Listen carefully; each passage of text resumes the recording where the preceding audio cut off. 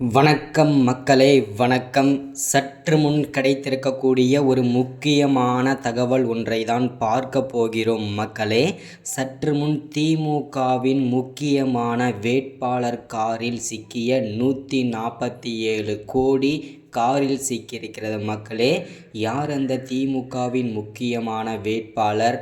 அவருடைய காரில் 140 கோடி எதற்காக கொண்டு செல்லப்பட்டது, என்ன காரணம் அப்படின்றத பற்றி தான் இந்த ஒரு காணொளியில் தெளிவாகவும் துல்லியமாகவும் நம்ம பார்க்க போகிறோம் மக்களே.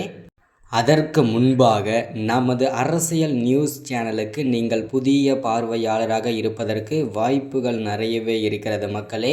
முடிஞ்ச அளவுக்கு எல்லாரும் மறக்காமல் நமது அரசியல் நியூஸ் சேனலை சப்ஸ்கிரைப் பண்ண மட்டும் மறந்துடாதீங்க. சப்ஸ்கிரைப் பண்ண உடனேயே பக்கத்திலே ஒரு பெல் பட்டன் வரும், அதை கிளிக் பண்ணி ஆல் என்ற ஆப்ஷனில் போட்டு வச்சுக்கோங்க.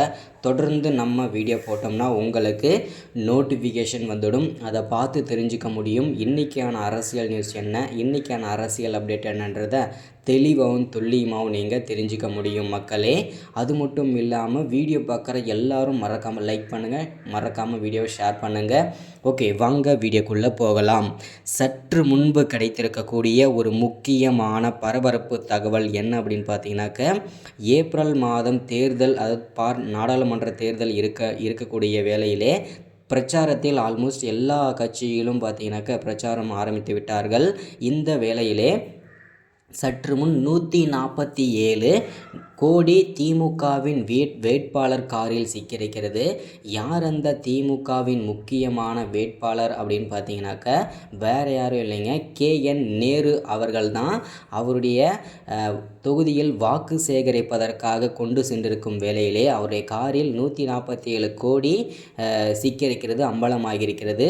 அமலாக்கத்துறை தான் இதை முடக்கியிருக்காங்க. 147 கோடியும் அதிரடியாக முடக்கியிருப்பது பெரும் அதிர்ச்சிக்குள்ளாயிருக்கிறது மக்களே. அது மட்டும் இல்லாமல் இவரை அந்த தொகுதியிலிருந்து அமைச்சர் பதவியிலிருந்து நீக்கப்படுவதாகவும் தகவல் வெளியாகி கொண்டிருக்கிறது. அது எந்த அளவுக்கு உண்மைன்றது நமக்கு தெரியல, நம்ம பொறுத்திருந்து தான் பார்க்கணும். ஆனால் 147 கோடியும் சிக்கியிருக்கிறது, அம்பலமாயிருக்கிறது, அமலாக்கத்துறை முடக்கியிருக்காங்க.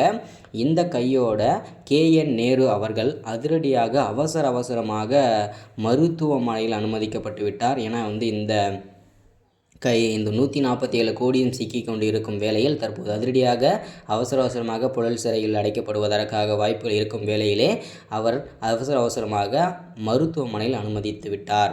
ஸோ இதனால் பெரும் பரபரப்பு ஏற்பட்டிருக்கு. அது மட்டும் இல்லாமல் மற்ற திமுகவின் வேட்பாளர்களுக்கும் கொஞ்சம் அச்சமும் ஏற்பட்டிருக்கு அப்படின்னு கூட சொல்லலாம். இதுதான் இந்த வீடியோவில் நான் அப்டேட்டாக கொடுக்குறது. அடுத்த வீடியோவில் அடுத்தடுத்த அரசியல் அப்டேட்டோட தொடர்ச்சி அவங்க கூட வந்து சந்திக்கிறேன். மறக்காமல் சப்ஸ்கிரைப் பண்ணுங்கள், லைக் பண்ணுங்கள், ஷேர் பண்ணுங்கள்.